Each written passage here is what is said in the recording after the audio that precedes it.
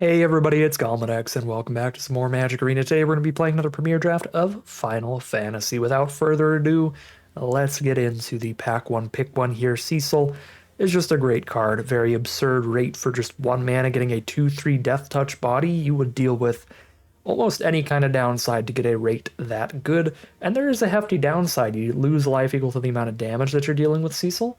But that can turn into an upside because if you get to half of your starting life total, you can flip them into the 4/4 lifelinker, which is also pretty insane. That said, often your opponent can play around that and see it coming and then make sure they have their interaction up at the right time to go ahead and blow up the Cecil once he gets you down to half your starting life total, but still really worth it for that great stat line. Cecil's an excellent card. And we'll start with him here. This is an excellent pack. Town Greeter is great in the green decks. Suplex and Intervention are great removal. Quistis for flashback. Wall of Omens for value. Good stuff all around, but we'll start with the cool rare. Speaking of cool rares, somebody doesn't want an Emmett Selk? This card's awesome for blue-black decks. Blue-black decks in the set can be pretty controlling. There's lots of great removal spells and counter spells and stuff, and Emmett's very good at setting those decks up by drawing a card and discarding a card every turn, making sure you have whatever you need whenever you need it by looting through and discarding what you don't need. That's a slam dunk mythic insta slam pick. Wonder what else was in the pack. Pick number 3, and the blue and the black have dried up. There's one copy of Magic Damper we could use to protect Emmett or Cecil. That is a card I would only really want to run one copy of, and I wouldn't want multiples. After getting past an Emmett, I can't imagine the player directly to our right is in blue or black. It'd be a wild decision to pass him and then play blue-black. So maybe this pack just didn't have any blue or black cards, or not a lot of them. I might still take Magic Damper because then we're sending a pack with literally nothing for anybody to get into blue-black, but this is a huge dip in power level versus taking like a removal spell like Chocobo Kick or the best card in the pack, Magitech Infantry.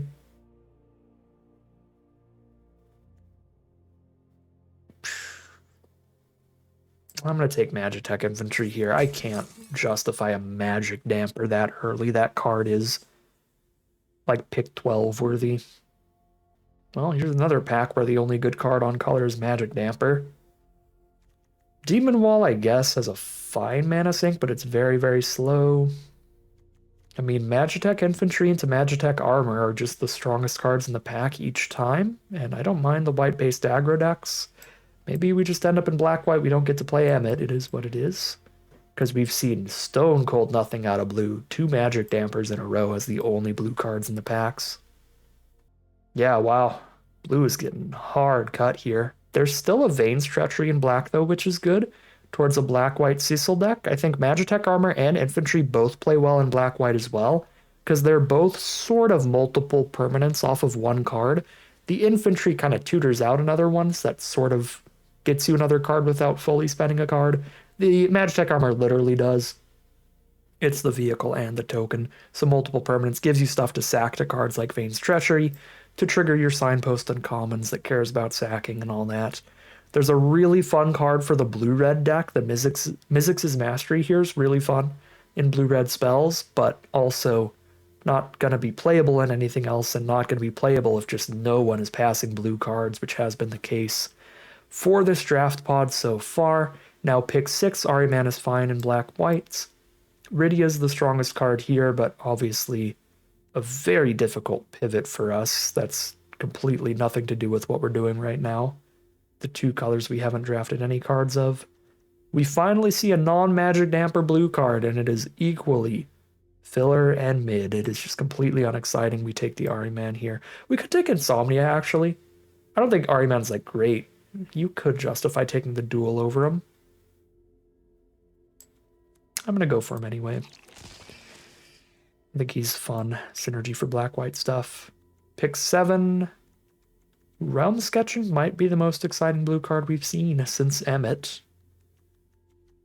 It's good with like the Sahagin decks that care about mana value 4 or greater, like the blue-red decks. It's not super consistent. Yeah, I mean, at this point, Cecil, Treachery, Ahriman, seeing more Treacheries late, seeing a little chunk there of no blue, It's safer to just go Treachery by a lot. Prima Vista is not a card I enjoy at all, so I'm perfectly happy to not be in blue when we see Prima Vista. We'll just take a Dire Rats. Pick 9. Man, white is getting cut too now. We haven't seen much at all in white in a while. We take the Salvagers, though. That can be okay in black-white when we've got some tokens sitting around and some stuff getting sacked. It's never exciting, but it could be okay. Garland could actually be pretty strong in black-red. 2 mana 3/2 on curve is already good. And then the fact that it gives you that extra graveyard recursion later brings itself back as a big flyer. It's pretty sick. And then the black waltzes are wheeling. So black-red itself is open. Red was moderately open early. We did see like a Mizzix's Mastery and a Suplex and stuff around pick 4, pick 5. Nothing insane in red late except for 2-color cards, like Garland. Don't know for sure what our secondary color is going to be yet. It's almost definitely not blue, but we are committed to black now. And that's where we're at for now.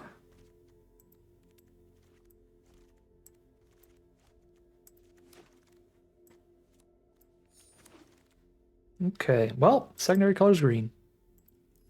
Esper Origins is a very strong rare. We don't have a massive reason to be any color other than black. And this is also really good in the green-black deck with that Surveil setting up your graveyard, or if you randomly mill it, flashing it back, getting that big body out of it, getting the extra draw. Esper Origins is a very good value play and finisher. Just kind of all the stuff you want. We'll take an Esper Origins here. Saz's Chocobo is the best turn 1 play in the set. It is really, really good in your opening hand. Just go Forest Chocobo and you are ready to roll. The one flaw with it is if you top deck it in the late game, it's very mediocre. But it's so good at steamrolling in the opener, I kind of still want to take it here. Resentful Revelation is a very, very good black spell, though. Really sets up your draws. Make sure that you're hitting what you need consistently. Great with graveyard mechanics and stuff. I think Chocobo in a vacuum might be a little bit stronger than Revelation, but green-black doesn't tend to be that aggressive, where Revelation's better in green-black. But Chocobo is not going to wheel. Revelation is sometimes underrated, and can wheel sometimes because of it. I'm going to take the Chocobo there. Now we can take a Chocobo Kick or a Darkness Crystal. We had a deck where our finisher was double Darkness Crystal, and that was pretty fun. I still don't think it's like a very consistent win condition. It is a little slow. You can certainly die in the turns that you're just setting it up. But once it gets rolling in a long game, it's really hard to recover from it because you just keep casting all of your opponent's stuff against them. Everything that's traded off or gotten blown up by your removal spells. So it's a pretty fun finisher. I'll take it if it wheels, but I'm probably just supposed to take the removal here for now. Grab Chocobo Kick. Pick 4. Tonberry's great with Chocobo Kick, but Sephiroth's Intervention is just incredible removal, period. There's a Town Greeter as well. There's a Blue Rare Splashing. Man, what a pack. Resentful Revelation as well. I go for Sephiroth's Intervention. What a pack, though. Here's all the blue cards, because basically me and everybody to the left just got completely shoved off of blue forcibly by these players on the right. It was Psyduck. Psyduck's drafting mono blue. We got a Heck Dice here, though, for black-green. Pick 6. Bard's Bow is fine. It's nice to have some defense against flyers. This looks like a very reasonable deck already. It needs 11 more non-land cards. Let's not get too excited. We still got to put 11 more cards in here, but this looks real solid. I do not mind this at all. We'll throw a Marlboro in here, get some top end. Also a Land Cycler when we need it. Another Heck Dice here at 2. Seeing good stuff. This is not a great Phantom Train deck, but really don't want Monk's Fist. Am I more likely to run Phantom Train than Monk's Fist? Probably not.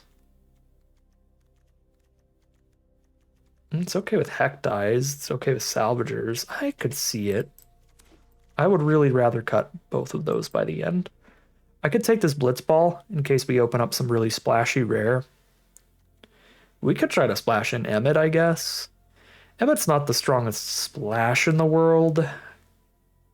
I think the best part of Emmett is the consistent draw and discard, so the earlier you run out the Emmett, the better. Trying to go for the big goal of 14 or more cards in grave is fun, and I have won games with that before, but it's not a consistent way to try to win with them. I'm still gonna speculate on Blitzball there, though. We don't know what we'll open in pack 3. If we open like Sin, the big 7 mana blue win condition, it's blue, black, green.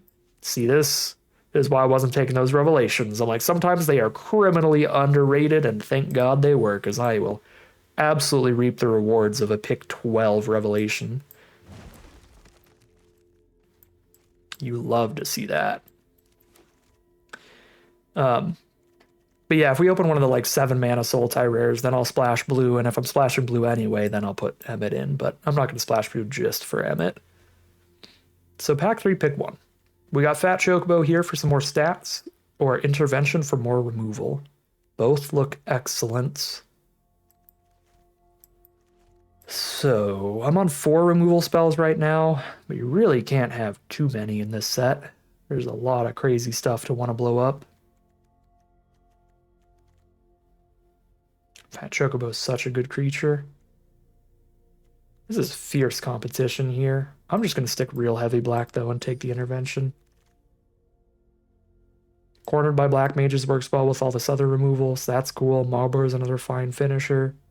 Diamond Weapon's okay, but we aren't really doing the self-mill thing, surprisingly.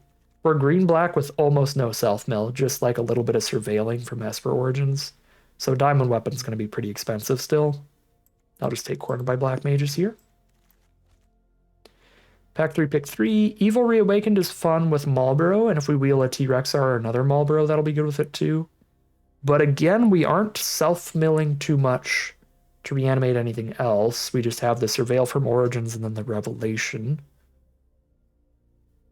So what would be the better pick? Like the Duel? The Duel, an Ariman, or a T-Rex? They are all more consistent picks for sure. I still ideally need like 5 more non-land cards, though. I don't really want to take the land. I'll go for a T-Rex here. Another Jumbo Cactuar. T-Rex is just better than Cactuar because it wins the game. By itself, it can actually trample through and get damage, and the Cactuar can't. It can just get chumped by 1/1s over and over. You have to do something else with the Cactuar to actually win the game with it. Also, if your opponent has Zidane, they can steal your Cactuar, attack you with it, and then gain 10,000 life because they gave it lifelink. Definitely not saying that from experience or anything. I've never had that happen to me. Ochu is pretty solid because it trades off early and then it can double as a finisher. This deck's not super good at the self-mill, so I don't expect it to become like a 12/12 like it can be sometimes, but still, just being able to mana sink into it being like a 4/4 or 5/5 in a top deck war can get some damage in. Since we're not splashing, I'm really in the market for more spells, so we're not taking that land there. Cloud of Darkness pick 6 is beautiful. This card is awesome. This is one of the strongest reasons to be in green-black. You get a 3/3 flyer and a removal spell all off of 1 card.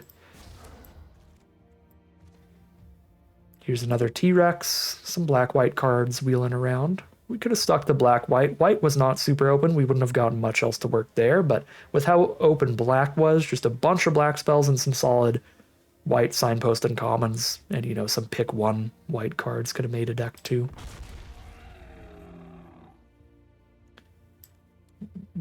Don't think I'm playing either of these green cards, but Blitzball shot probably slightly closer.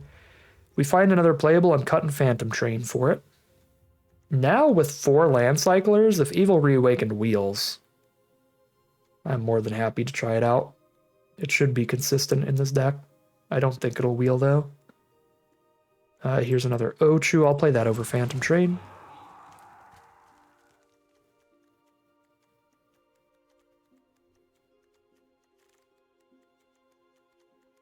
Looks like a very standard little Golgari deck here. Nothing super exciting, but plenty of removal. A little bit of bomb power. Just a decent deck all around.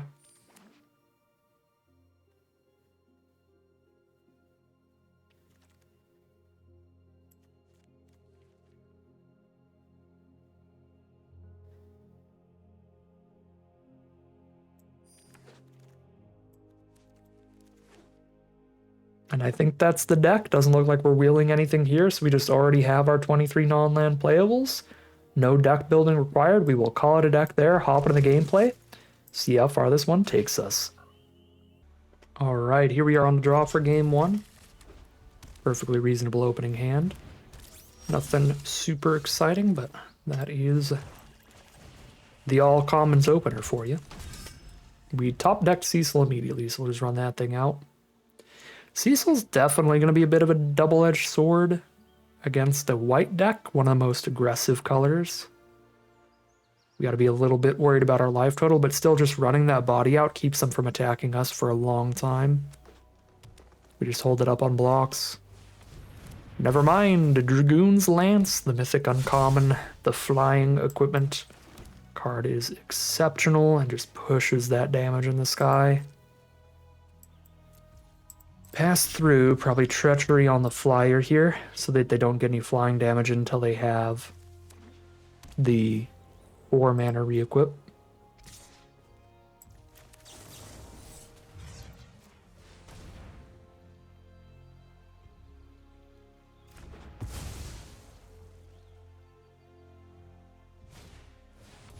Bard's Bow. We play Ochu and Hectize, giving us an alternate Death Toucher to trade off with, ripping them down to 2 cards in their hand. Just hits a land.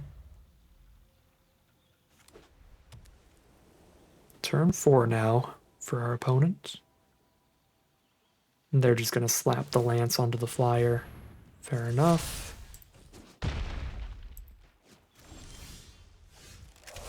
Albed Salvagers. It's interesting. Whenever anybody trades off, we gain life now.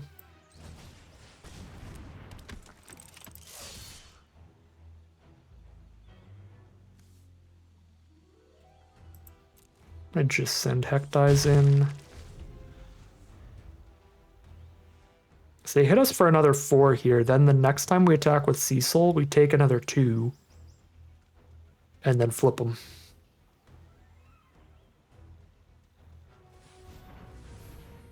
If the Salvagers doesn't trigger and gain us any life. That's why I was considering attacking with Cecil this turn, because if the Salvagers gains us life before we hit somebody with Cecil, like somebody's face or a creature with Cecil, then we won't flip them. Oh, and now the intervention. God dang it.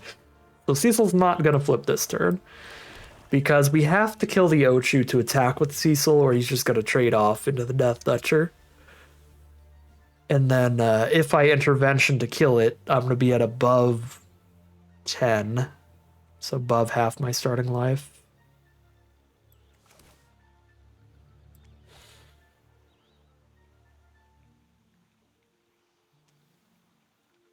Should I be completely playing around Cecil flipping, or should I just be okay trading them off here and then interventioning the 4/3? They've only got 1 card left in their hand.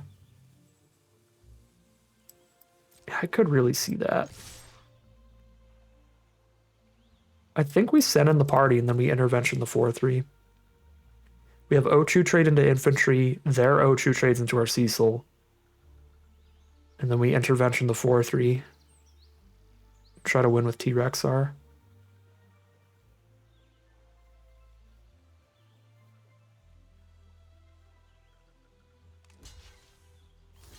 Ooh, they're going to let Cecil flip? They might have double removal here.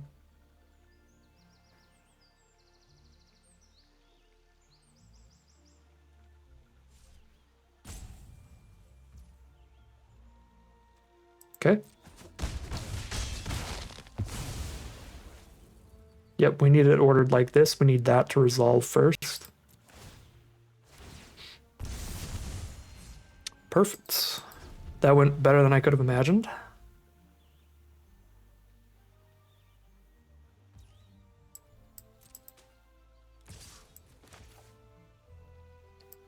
Let's see what they got here. Maybe we should have just done this during our turn. In case they have the white hexproof trick, the Cure Magic. Okay. So Cecil trades into infantry, but we gain a bunch of life. No land for T-Rexar is tragic.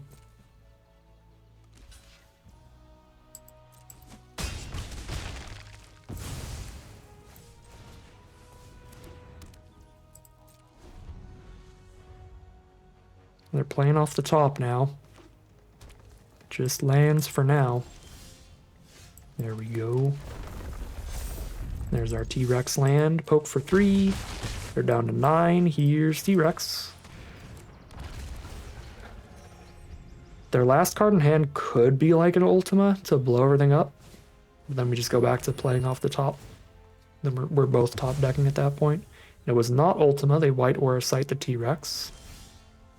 And we top deck a second one. It's a one-shot kill. They're down to 6 now, if that sticks around.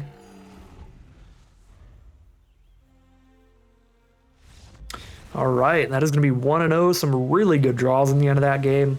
I also think the Cecil attack turn worked really, really well for us. I'm very surprised they didn't trade into him and let us get that 4-power lifelinking attack in the future. That was quite a lucky turn there as well.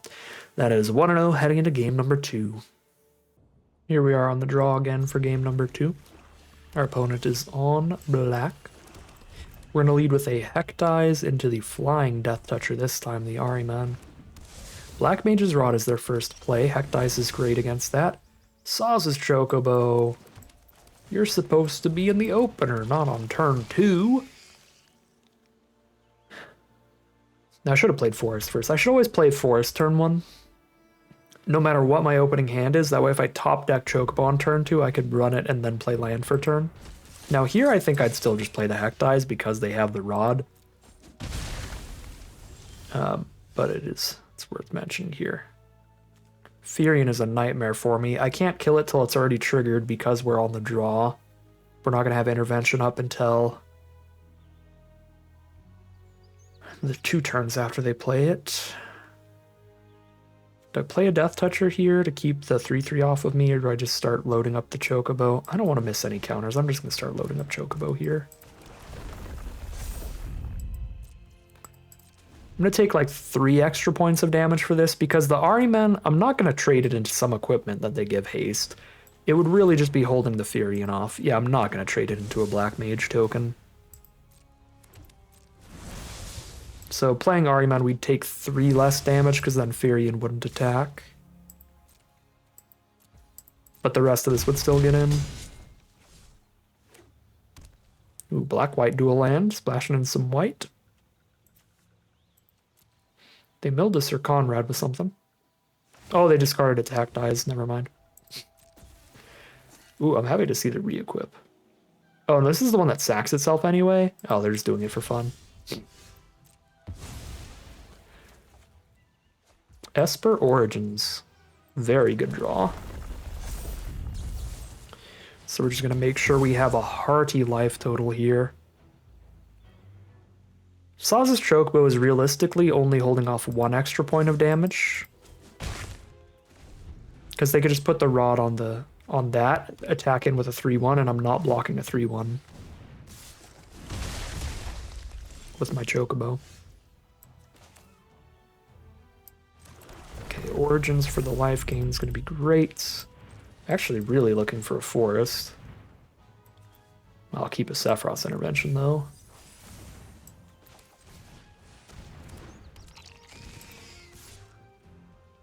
I believe because of Esper Origins, we're still racing here rather than blocking. Deal 3, then take 4. Go to 9. Anima's going to shoot them in the face as well, but it is going to draw them a bunch of cards. Should probably intervention it. I get a 4/4 to the board and draw a card by playing this, though. The Esper Origins. Yeah, I'm gonna go Esper Origins and get that going. There we go. There's our forests. For T-Rex.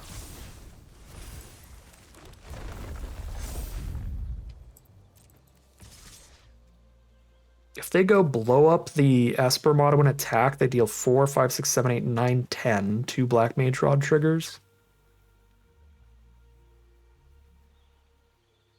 They cast like double removal, we die here actually.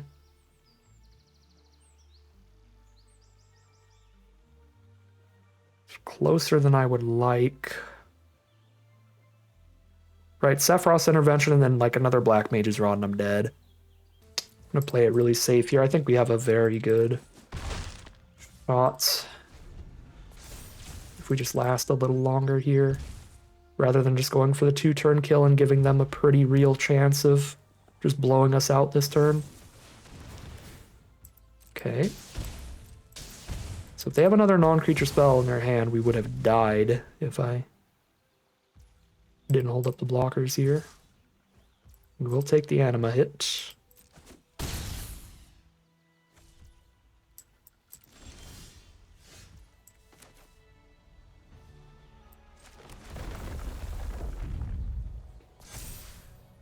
Okay. Intervention and still have the Ahriman draw card up here. They're going to draw another card. And then they're going to make us sack something and lose 3. Yeah, it's still worth a removal spell at the anima.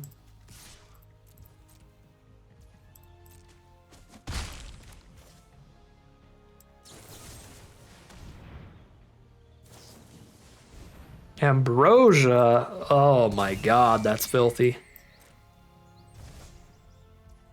Maybe we would have won off of trying to do the 2-turn kill, but I think it was still the right play, because we were dead to any Black Mage's Rod or even the really bad like red equipment. But I think we died a White Heart instead now because I played it safe.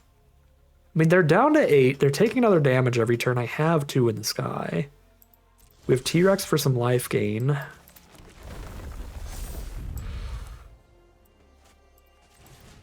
They're still definitely favored. It's not impossible that we could take this. We do force a chump with Chocobo now. Unless they have Vane's Treachery in hand. I think we lose to Vane's Treachery, period. They could just sack a Rod and kill T-Rex.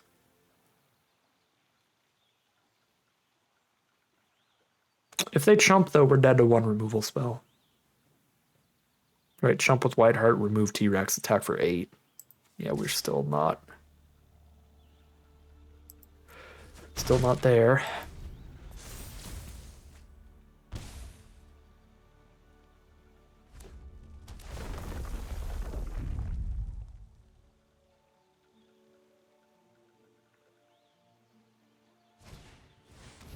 Weapons vendor, they can move the rods around cheap now.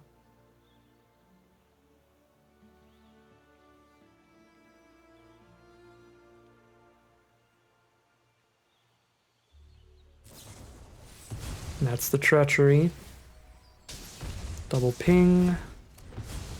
And that's dead. Yeah, treachery just kills us, period. Ah, rough game. I think I played it out right. I was just dead to way too many things trying to do the 2-turn kill. Like, obviously, with perfect hindsight, they didn't end up having that extra removal. Or it didn't even have to be extra removal, right? If they had 1 removal spell in hand and then just any non-creature spell, we were dead. It could have even been any job select equipment, and they're black, red, white here.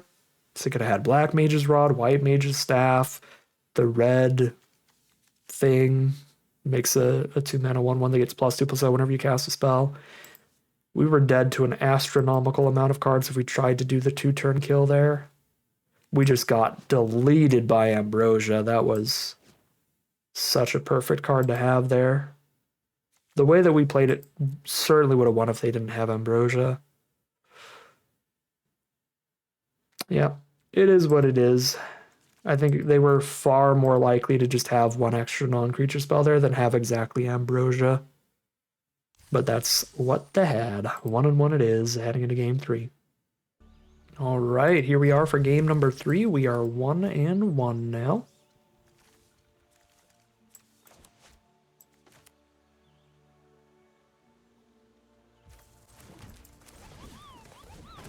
Got a little bit of a curve out here. Ochu into Dire Rat into Salvagers. Dire Rat's really nice with Salvagers. The treasure token pings as well. Playing against Black-White, there's their Black Mage's Rod. I think I'm full aggro, just jamming it here. I don't mind trading the Death Touch into a 2-1. Surprised they don't take the trade. There's Rufus Shinra. And we can't get in anymore. We drop a Heck Dice and pass. That 4 toughness is just thick.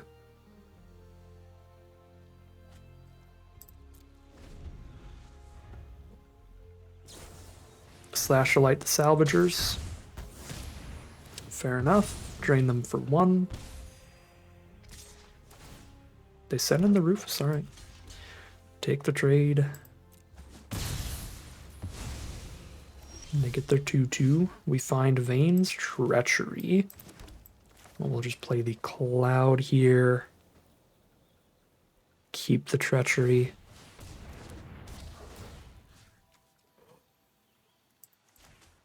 Hit the 2-2 and I can attack with both.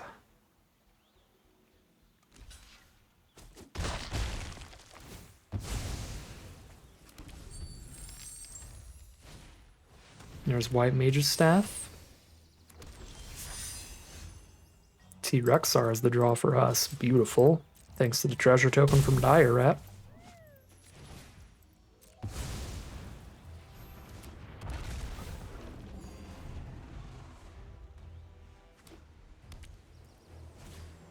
White Aura Sight on the T-Rex. We get to keep jamming in the sky, though.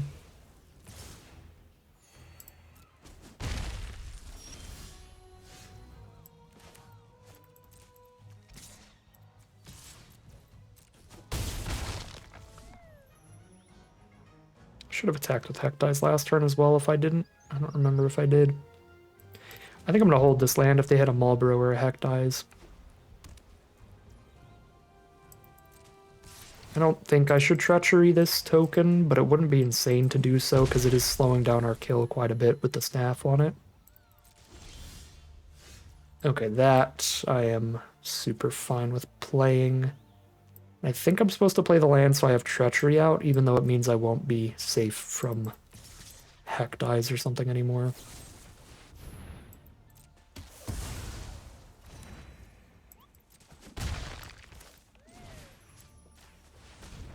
I mean, I guess it's not like they're going to have haste or anything. Yeah, I'm still going to play around Heck Dice.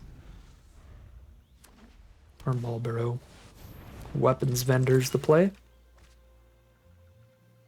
I guess I could make it so I wouldn't have to sack something if I held it up.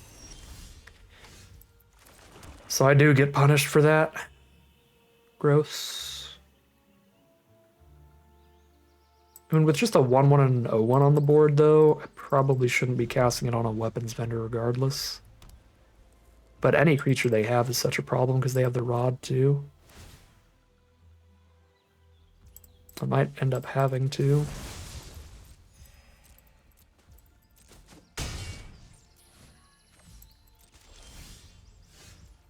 Well, I mean, I guess with draws like these, we just boop them.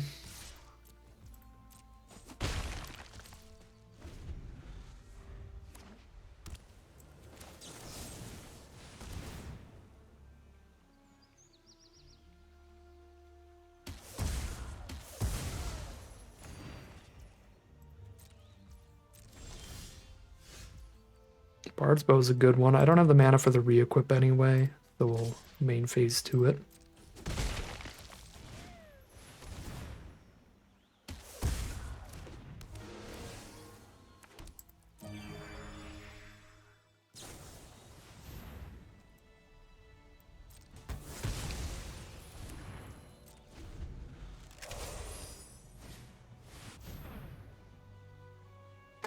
Rip. Top decked 4 2/2s here.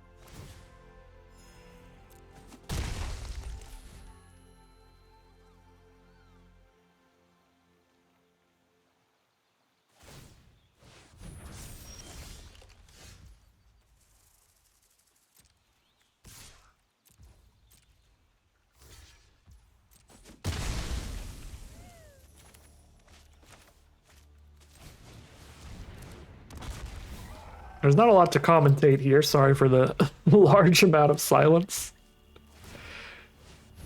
We're just grinding each other out of our creatures with equipment.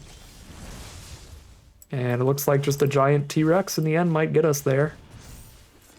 Pretty big flood from our opponent after the 4-for-1 here. I should have attacked both. They were forced to chump T-Rex. We could have gotten one more damage in.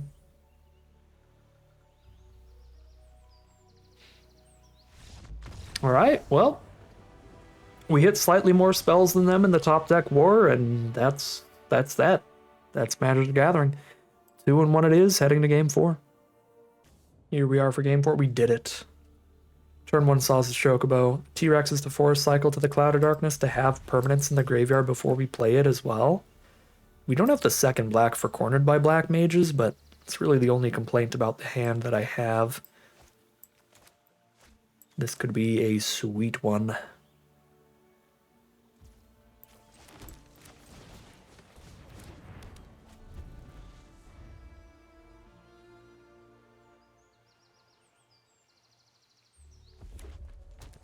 Our opponent's on red, don't you dare Thunder Magic me turn 1. I never get to steamroll with turn 1 Chocobo. It's always dead. But I have been steamrolled by turn 1 Chocobo so often. Don't play an island. Okay, at least they're not blue-red. Played against so much blue-red. Exile top card of their library. They can play it as long as this is on board. So 2 mana, 2/1, draw a card, but then it sacks itself soon. All their stuff is going to have haste as well. Well, we still don't have that second black source, awkwardly, for the Cornered by Black Mages. I don't think I'd want to use it on this anyway, because it's going to sack itself next turn. But we definitely need it soonish. Black Mage's Rod. Not a creature spell, so I believe it doesn't have haste. Yeah, it doesn't. Doesn't even work with Brynhildr. Cool. Marlboro's the draw. Well, there we go. There's the black source. I'm just going to play a Cloud of Darkness next turn, though, and if I naturally draw the Swamp after Swamp Cycling Marlboro, I'm going to be really disappointed. So I think I'm just going to chill, run out a turn 5 Cloud of Darkness, and just hope to naturally hit the Swamp within a few turns. If I draw any land off the top, I can just play a T-Rexar pre-Marlboro and wait a little longer for that second black source.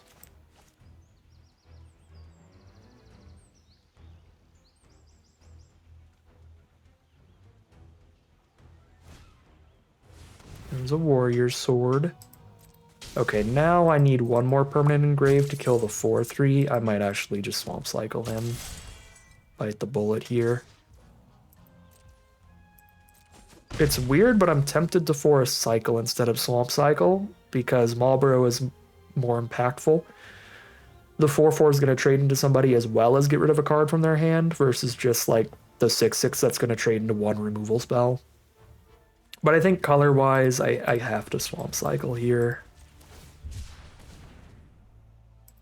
If I'm doing one or the other. There was a Swamp on top, but I wouldn't have had 3 permanents engrave.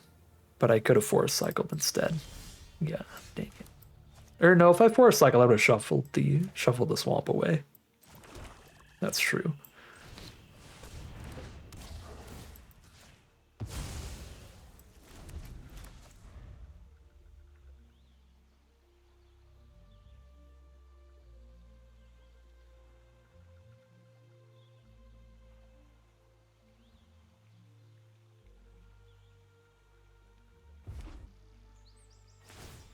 Equip the sword to the token, send in a 5/3, you got it. I'll just corner it by black mages instead of playing T-Rex.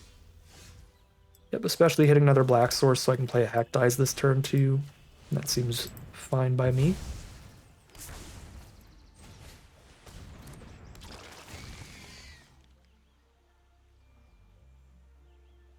Marlboro would have went so hard this game. I'm sad.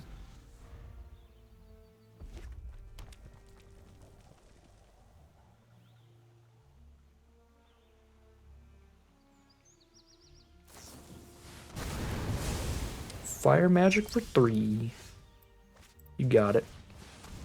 Here's my 6/6 to get interventioned. It's probably one of their 2 cards left.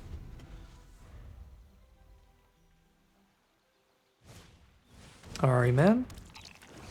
Land. Is that it? What is a Death Toucher symbol? They'll sack one of their equipment to draw a card and eat the T-Rex. Yeah, that actually already is really bad for me, even if their last card's another land.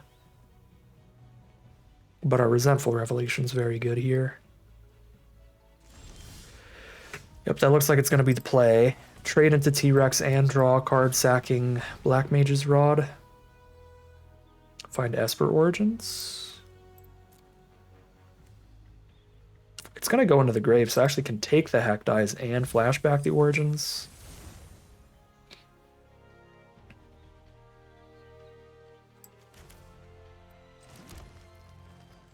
I need to get Ahriman off the board, so I'm going to attack in here.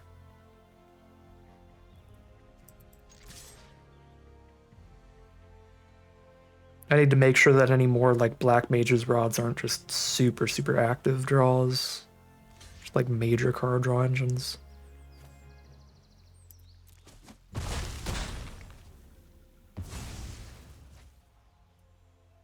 They didn't sack a card. Okay, well then I'm gonna Hack Dies. I was gonna Esper Origins, but if they didn't draw an additional card here, we'll just Hack Dies the last card in hand.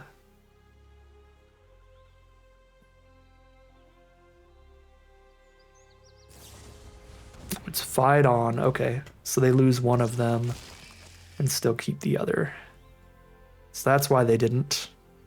They wanted the mana up to cast Fight On here, and then they can just sack the stuff later off of recasting the Ahriman. It's pretty good.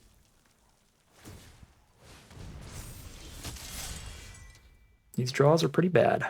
Let's see if we can find a permanent for Esper Origins. Sure, Ochu's a permanent. It's a large one.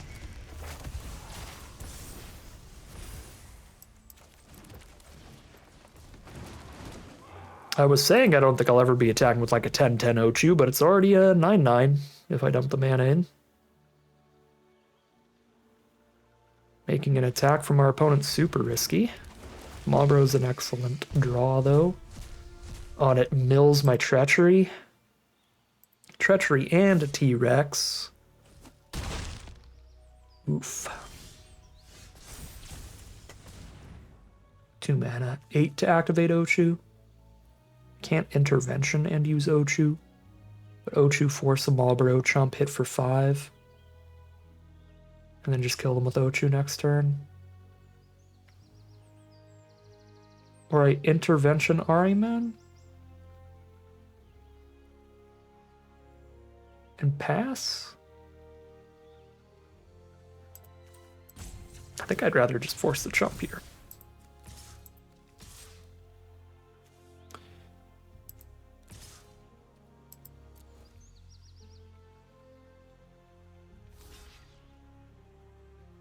That is an option too. They can trade into the Esper, go to 2 life, but it's a very risky option.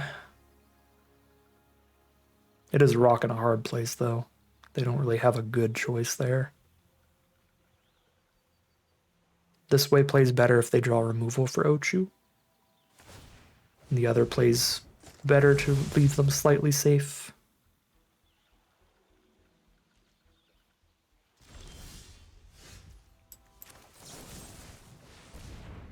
Often just like top decking jumpers and trying to race with flyers longer.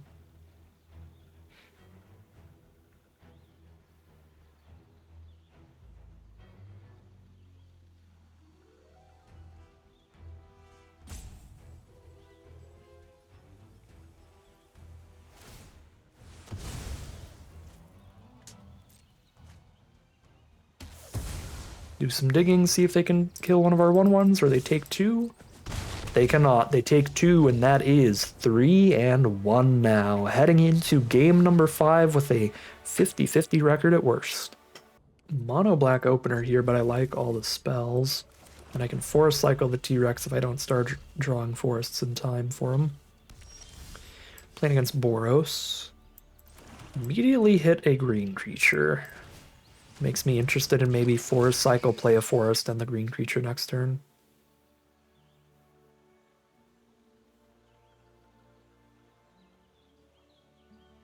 Hecdize gets rid of a Magitech infantry. Nice. There's White Mage's Staff. We naturally draw the forest, so I can go ahead and just corner that, start poking a little bit. Corner's never going to kill anything better. It will always kill the weakest creature that's on their board, so because we don't have a board that's going to trade into that 2/2 anytime soon, we might as well corner it. Now I can double spell here with 2 creatures.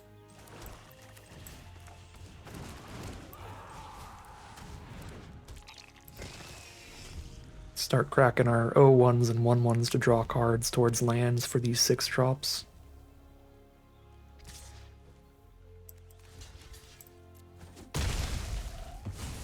Death Touch trade into the 3/2 token. They drop another Magitech infantry. Probably why they were super fine with ditching the first one. Send in the damage we can get in here. I'm just going to take a straight trade. Fine by me.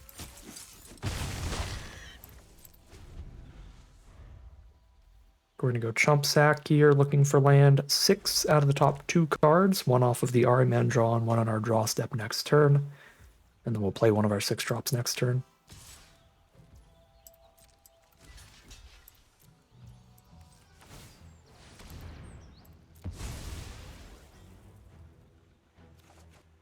That's not a land, but it is a decent card. The Albed Salvagers. There's Giot, King of the Dwarfs, a double striker. Absolute nightmare with some equipment on him. Well, Hecdize is actually a great draw here when they chose not to discard anything to Giot. We know they like everything in their hand. So even though it means I don't get to play Marlboro, we still get to mess with their hand, which is gonna be good here. Gets rid of a Paladin's Arms, which they didn't cast. So they kept something else. Oh, they're just going to activate infantry again. Never mind.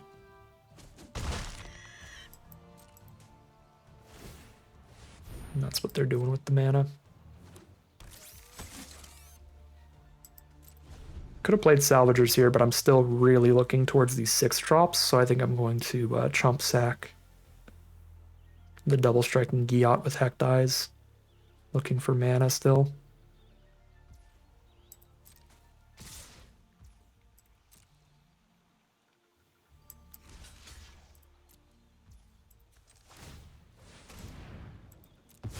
rather than trading into an infantry. There we go, land 6 has arrived. Magitech armor. Have a wide board there. Treachery's a good draw. Let's rip that last card out of their hand with Marlborough. Just keep poking them in the sky. Last card in hand's a White Mage's Staff. We mill a couple lands and a Zidane. You keep poking. We're definitely going to have to Treachery Giot because they've got the equipment to make him an absolute nightmare. With Double Strike.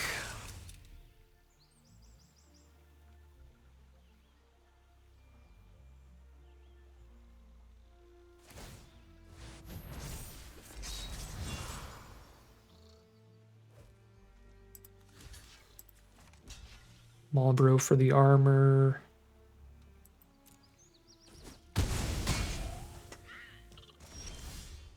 Sephiroth's Intervention, some good draws here.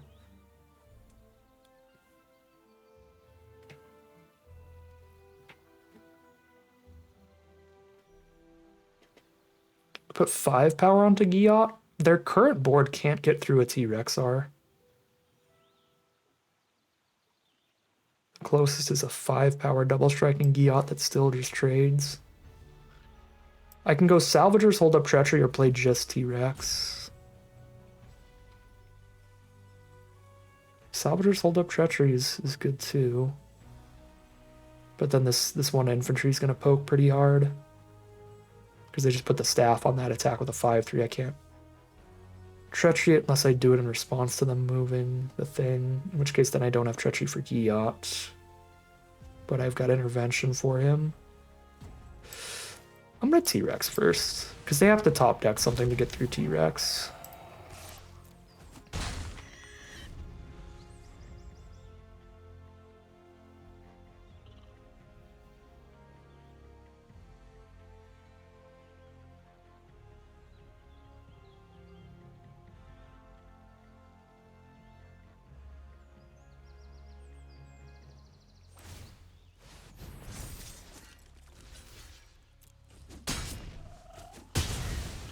T-Rex for Giot, let's go. You're drawing like a champion here. Another T-Rex.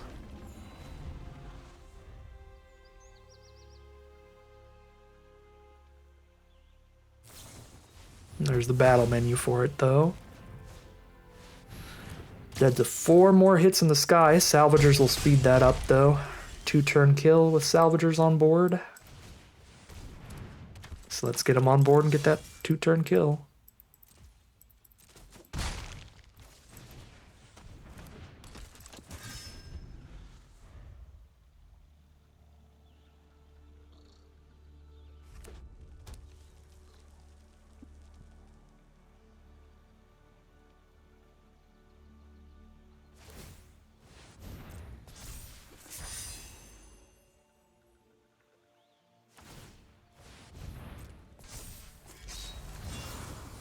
Treachery the life gain.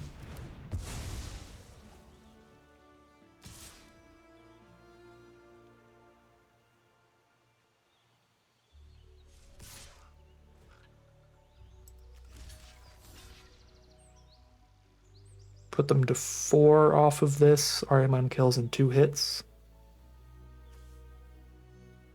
Salvagers does trigger off of itself, so I could do that too. But I'm going to do Cecil here.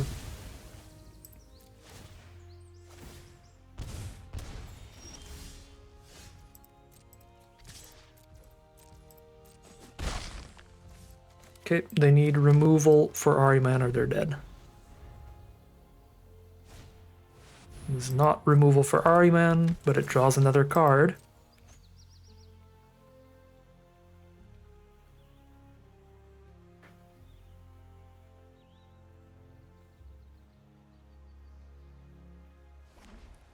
And that other card is a land, so they are dead here.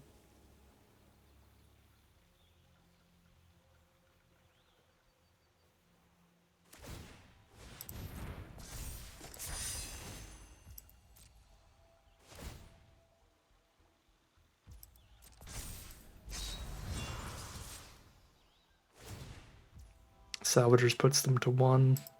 It puts them back to 2.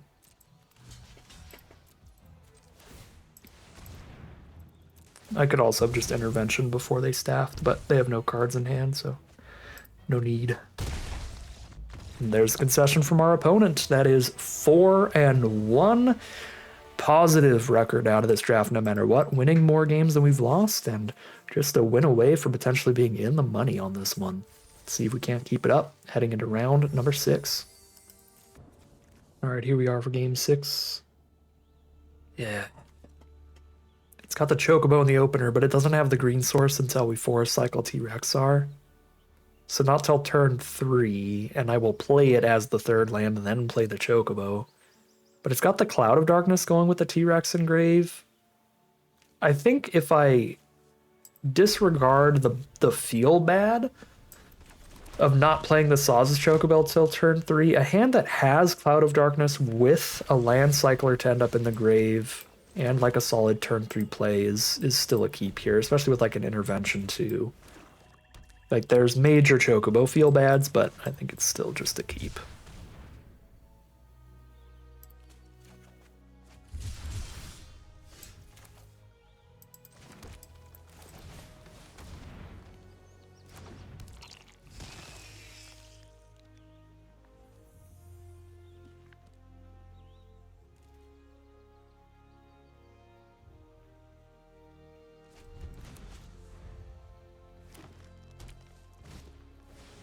Shambling Seath is the play from our opponent. I'm not going to intervention that thing. Let's get the Chocobo rolling.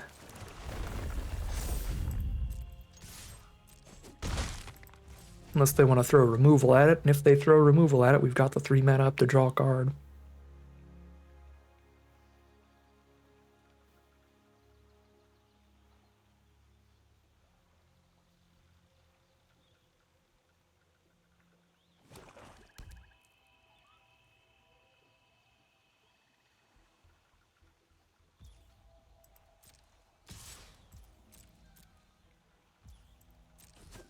To 17 we go. There's a Heck dies from them. Discard Chocobo Kick with intervention in the hand. But if I discard a land, it's another permanent for Cloud of Darkness, which currently only kills a 1/1 Heck dies. I can't see not playing Cloud of Darkness next turn, though, so I think I discard Chocobo Kick and then just cast Cloud of Darkness on Heck dies. We just take what we can get.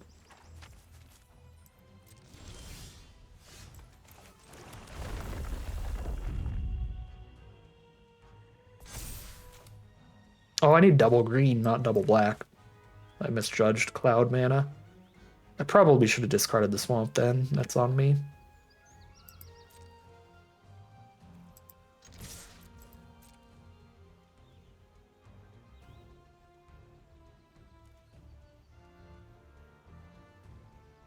Yeah, I definitely should have discarded the Swamp if I couldn't play Cloud of Darkness this turn anyway. I actually probably should have mulliganed the hand. I can't believe I got my colors mixed up on Cloud of Darkness. For some reason I was thinking a double black, 1 green. Although I don't think we're in a bad spot at all. We've drawn pretty well, having a Treachery and an Intervention together now at this point. So we're really like punished for this keep, but the fact that it was a double green card with just 1 Forest Cycler means, yeah, probably should have mulliganed initially. Can't sack itself, sadly.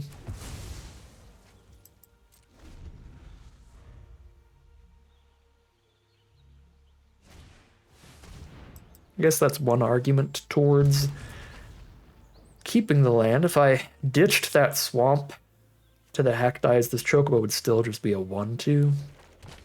But now it's only 1 land away from holding the Seath off of us. Oh, and it's already holding it off somehow. No attacks. Love to see it.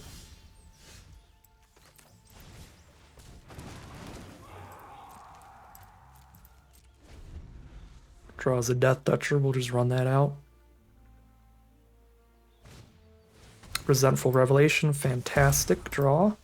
Our opponent's way ahead in card advantage here. They cast a draw 2 with Circle of Power. Here's another one with Resentful Revelation with its flashback ability. It's looking like a pretty bad spot.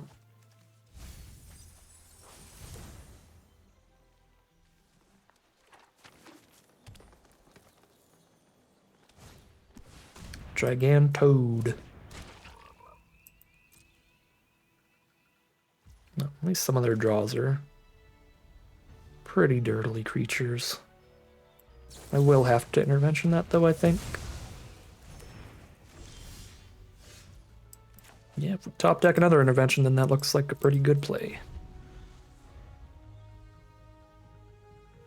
Make some use of our mana there. Make sure we can keep the Ochu around a little longer. Stay defended. Colosseum Behemoth, which draws them a card, sadly, which means even if I kill it, they're up a card. Very good card here.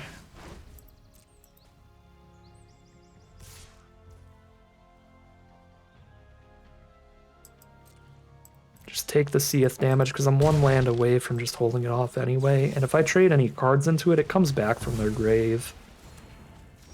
When they cast non-creature spells, oh my god, these draws. Cannot find the mana here, and really can't find the second green. This is technically a land cycler, so I could turn it into mana, but not a green source. Hectize is gnarly when we just don't have the mana to play our spells. We're just clumping up in the hand here. I think I am supposed to Swamp Cycle Marlborough. Well, I could Swamp Cycle Marlborough to put a Marlborough and a Swamp Engrave for 2 more permanents for Ochu and Cloud of Darkness. I think I'm gonna do that. The argument not to do this is that I still can't play the Cloud of Darkness till I hit a second green source, but if I discard Cloud of Darkness instead, then any land draw plays Marlborough still.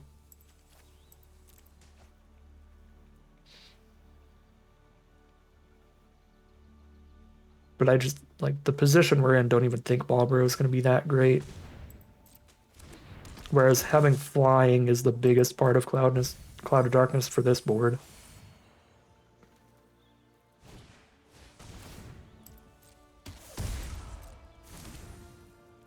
Maybe they'll mill out if we just keep enough removal here to make sure any bomb they have doesn't stick around. They're down to 16 cards.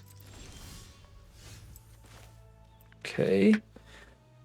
I can Cloud of Darkness, and I will still have a Veins Treachery for another threat. So now I have a 3-4 against the 3-3 and the 2-3 and all that. Let's kill the Chocobo. The Chocobo can't come back. And we can start poking them in the sky. It's a 5-turn kill.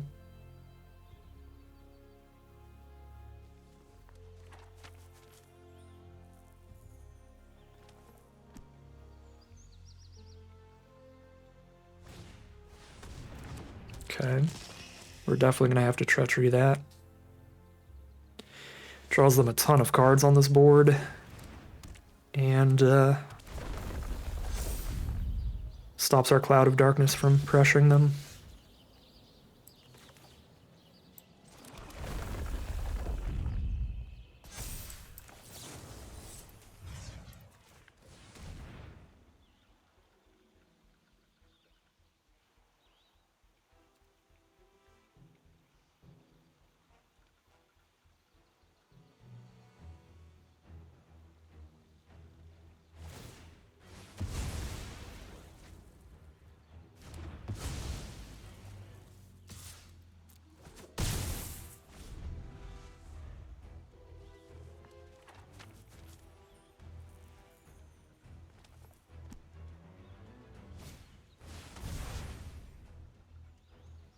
Resentful Revelation's doing some digging. Should put them down to 10 cards.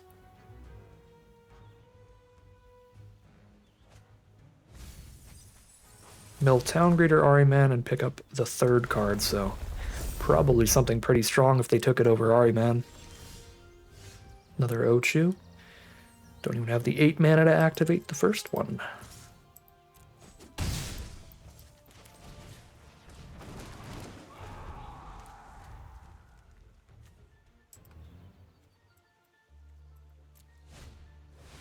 Vanille. Do they have a Fang engrave?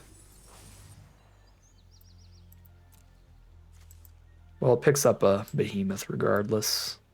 Or an X-Death. They're down to 7 cards in their deck, but massive trampler here. Well, they pick up the Fly or the Ahriman.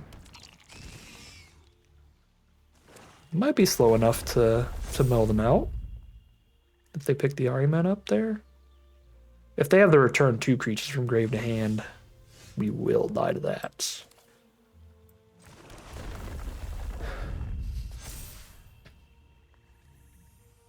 Five is not that good at attacking on this board. We have to just pass.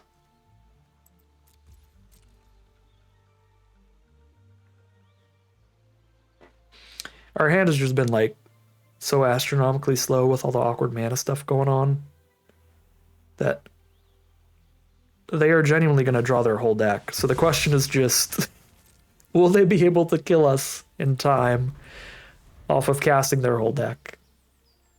Or have we put enough of a defense up that they just mill themselves out too fast? They'll probably be able to kill us. I have to imagine they have at least one card, like an Arden or something, that's going to show up and end this game real quick. Even if they don't, the board is getting wide enough if we just keep hitting lands for them to break through. Now that we've got the 8th land, we don't really need any more.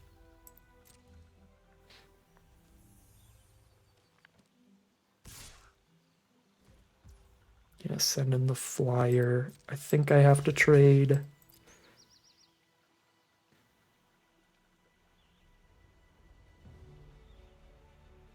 They have 5 cards left.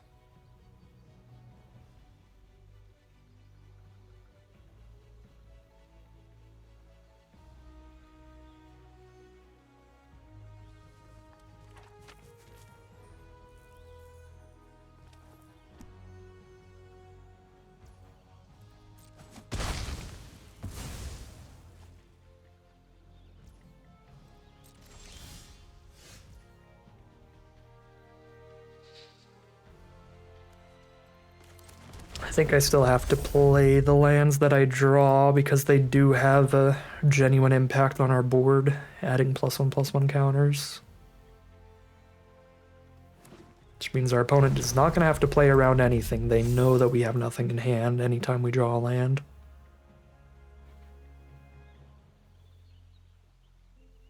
Yeah, like if I didn't play the land here, this is a 5/6 against their 5/6. It's important we keep our Chocobo bigger than theirs when we can.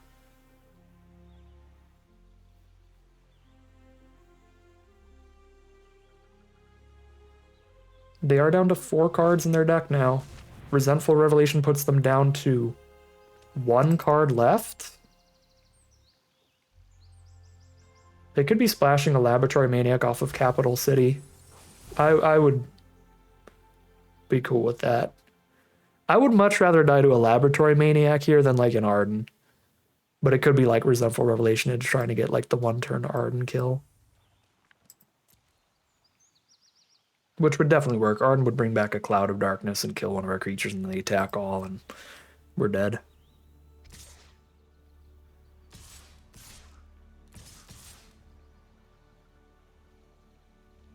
Stop the most damage that we can.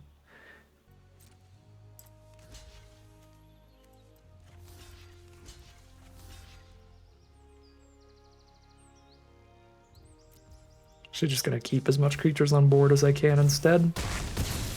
Go to 10, keep everyone out.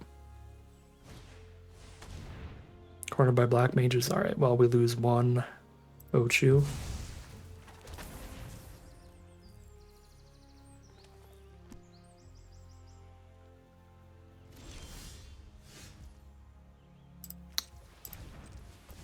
Revelation's a good draw. And then T-Rex is a great draw. Off of the Revelation. Okay. They have to kill us this turn. Or play a Laboratory Maniac. Arden? Arden was the literal bottom card for them. They might still kill us. They might still kill us with the Cloud of Darkness here. But obviously if I survive this turn, that's insane. Cloud of Darkness -15, -15. That's very funny. I think I live. I'm at 13 life. That sucks. I feel... I mean, that's magic. But good lord.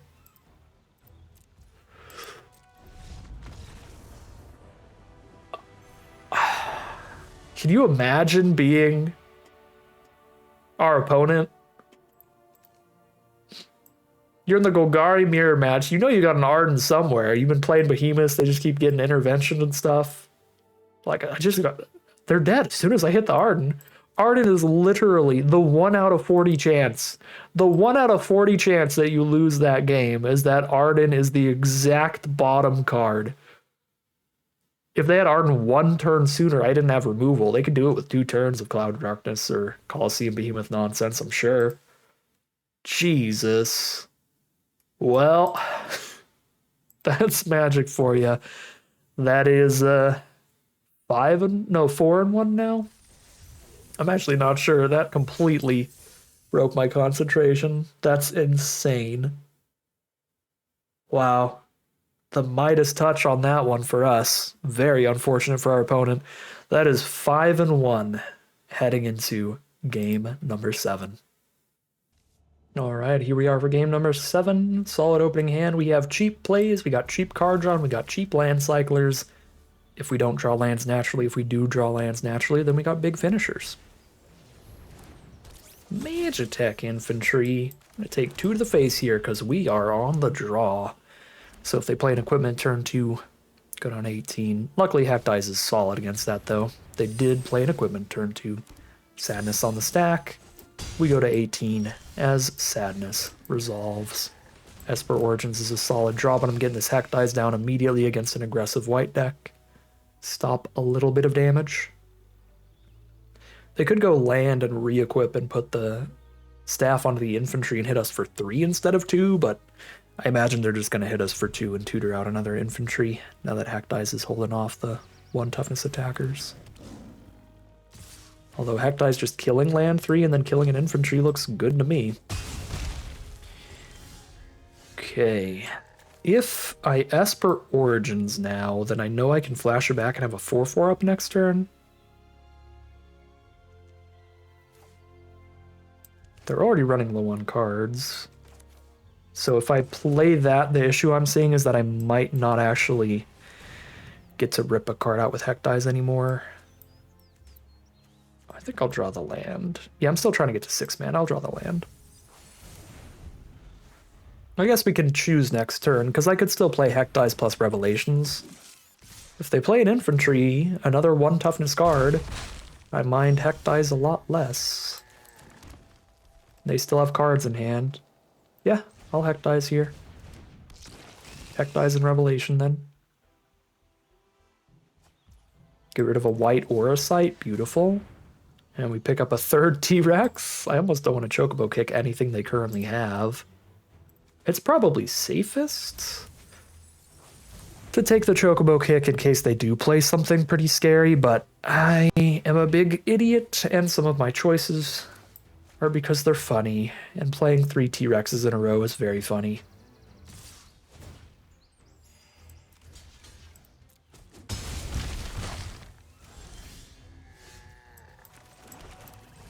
Here's our 4/4 on blocks. Draw the forest. Keep the Sephiroth intervention. Oh, they were red the whole time. Okay. Said a really awkward opener. And there's Paladin's Arms, but our summon is holding down the fort here. T-Rex.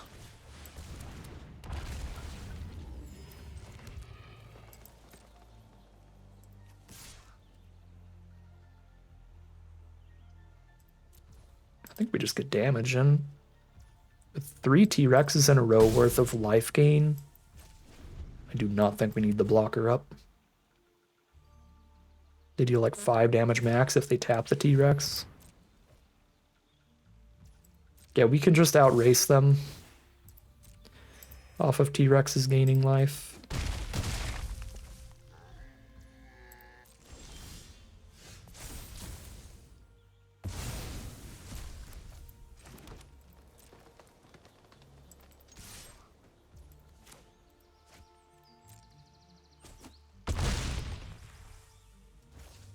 T-Rex. There is one card in the set that could kill us. It's the 2 in a red, take control of a creature for a turn. If they have anything other than that, I think we win, and they have stuff that is other than that. We do win the game here. Very awkward mana for our opponent, gives us a pretty clean T-Rex route to victory, and we are 6-1. Heading into the final battle here with 2 shots at it, 2 rounds in the chamber. All right, here we are for game 8. Very reasonable opening hand here. Snap keep. They are also on green-black. Starting with the dual land. Side quest, raise a chocobo turn 2. If they get 4 chocobos on the board, then that is when that turns around. That flips into the big black chocobo. No turn 3 play, but all their mana up. I think we take the trade towards treasure.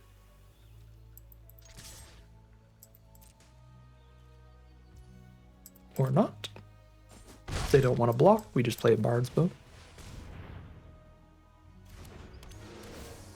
So need like the big fat chocobo to hit the board to really get towards flipping that. That's one of the most consistent ways to do it, getting more than 1 bird off of 1 card. Eject. Thank you, land. Now I don't have to sack something or pick up a land. Yeah, intervention on eject, hit for 5. We're racing, and we're winning that race for now.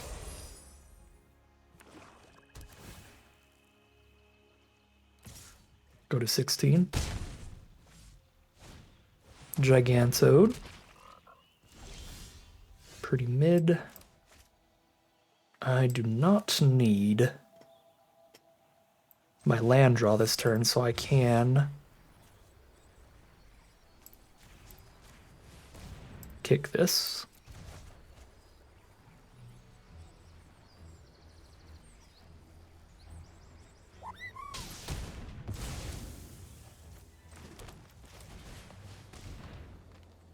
And then hectize them. Should have said my land draw. I don't need my land to drop for the turn because I don't have 5th land in hand. They ditched a Cloud of Darkness. Their hand must be nuts. That's kind of scary. It might be like land Arden is their plan, in which case we just hold up the treacheries and we'll be fine. Oh, it's multiple Cloud of Darkness. Okay. That makes sense too. Hey, there's ours. Swamp Cycle guarantees we can cast Cloud of Darkness next turn, puts 1 permanent in grave, treachery's a 2nd permanent in grave. This feels worth it.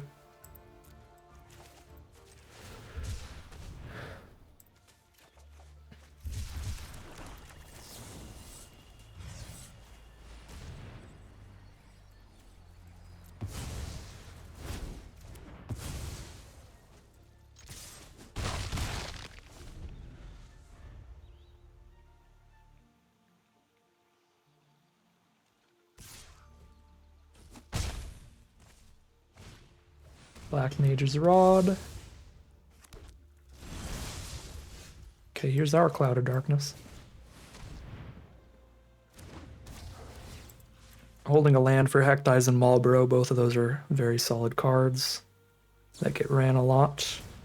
Tifa's Limit Break to protect it, sure.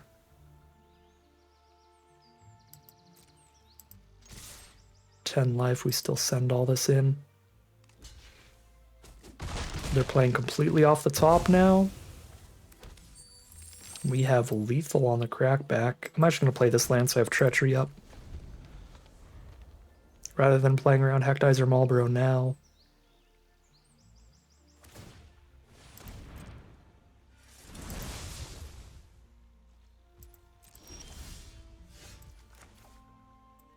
I think we go for it.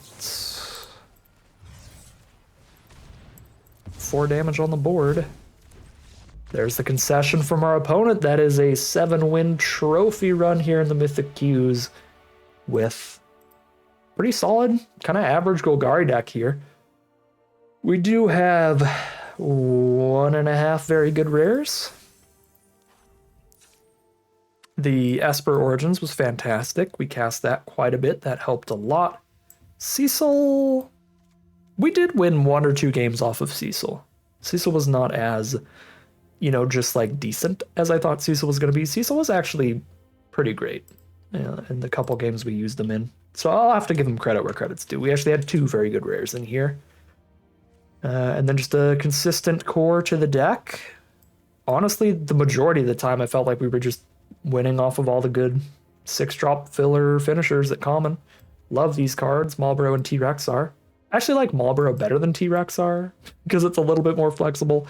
The fact that you could cast it at any point, even when you're really far behind, and it's quite nice. It's like the 4/4 to trade off into something plus get them down a card. A lot of immediate enter the battle for the fact even if they have removal, but T-Rexars are just large and also stabilize with the life gain. And they win the game a little faster just being beefy trample creatures. So they're good too. They're both great. So did enjoy all those top-end filler common finisher cards quite a bit. Outside of that, I think everything else in the deck is just kind of generically good. Salvagers is kind of weak in here.